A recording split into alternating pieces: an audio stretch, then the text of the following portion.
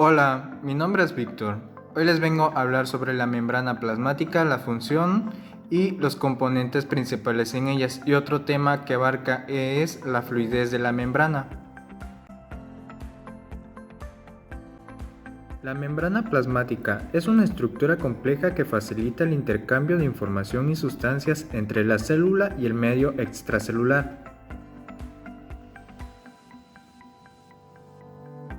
Estas también permiten crear compartimientos independientes al mismo tiempo que facilitan el intercambio selectivo de sustancias.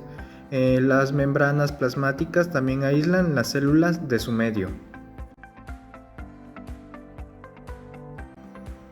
El transporte de solutos a través de la membrana se puede dar mediante dos mecanismos, el transporte activo y el transporte pasivo. Mediante el transporte pasivo, estos principalmente van a ser a favor del gradiente de concentración y el transporte activo va a ser en contra. En el caso de los dos, en el transporte activo se va a dar un gasto energético, en caso del transporte pasivo no va a haber gasto energético. En el transporte pasivo se puede dar mediante difusión facilitada o difusión simple. En difusión simple solamente va a ser el paso de solutos de moléculas pequeñas polares o apolares mediante la difusión en la bicapa lipídica. En la difusión facilitada se van a utilizar las proteínas debido a que las moléculas son de mayor tamaño y presentan una carga.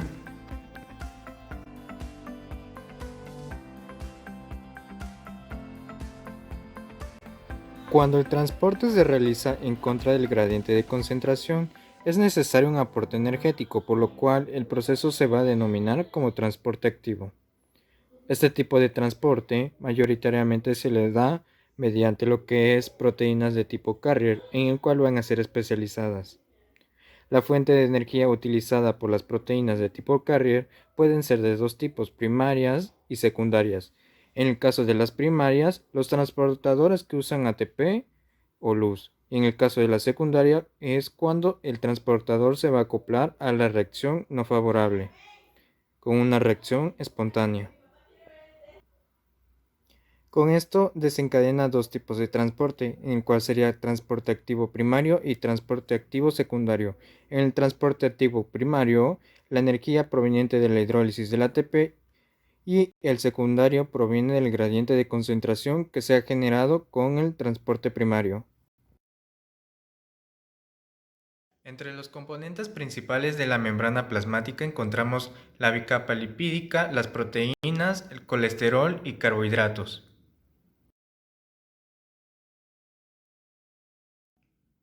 La bicapa lipídica primordialmente está compuesta por los fosfolípidos. Estos pueden ser esfingolípidos o glicerofosfolípidos. Pueden existir otros tipos de lípidos unidos a oligosacáridos, en el cual esto les vamos a llamar como glucolípidos. Mayoritariamente estos lípidos van a estar constituidos de una zona polar, en el cual le diremos cabeza, y una zona hidrófoba, en el cual van a estar constituidos de dos colas. Estas concentraciones de lípidos en la bicapa van a depender mucho de qué tipo de célula sea. Las proteínas pueden ser de dos tipos, proteínas integrales y proteínas periféricas. Las proteínas integrales van a ser transportadoras de solutos porque estas van a atravesar la bicapa lipídica. Estas proteínas pueden ser de tipo carrier y de canal. Existen otras proteínas de acuerdo al tipo de célula en el cual pueden ser de alfa hélice y de paso múltiple. En las proteínas periféricas, estas se van a encontrar solamente en una zona externa o interna de la membrana lipídica y pueden estar allí debido a una interacción intermolecular o un enlace covalente. Un ejemplo de estas pueden ser proteínas periféricas unidas a proteínas integrales y proteínas periféricas unidas covalentemente a un lípido. El colesterol es una molécula presente en la bicapa lipídica. Su contenido va a variar mucho al estado nutricional del organismo. De igual modo, los oligosacáridos o carbohidratos se van a encontrar presentes en esta bicapa. Debido a su unión a lípidos o a proteínas, vamos a diferenciarlos en glucolípidos o glucoproteínas.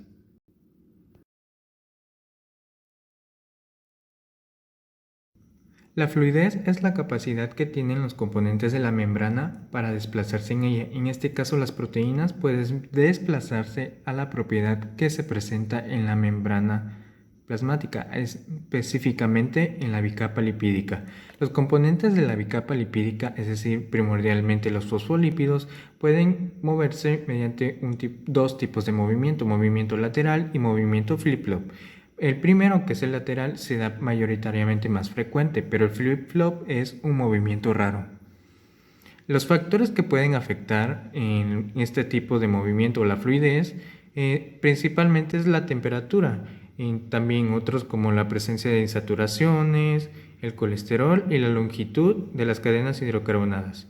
Estos aumentan o disminuyen la fluidez, con ello disminuyendo o aumentando el paso de lo que serían los solutos a través de la membrana.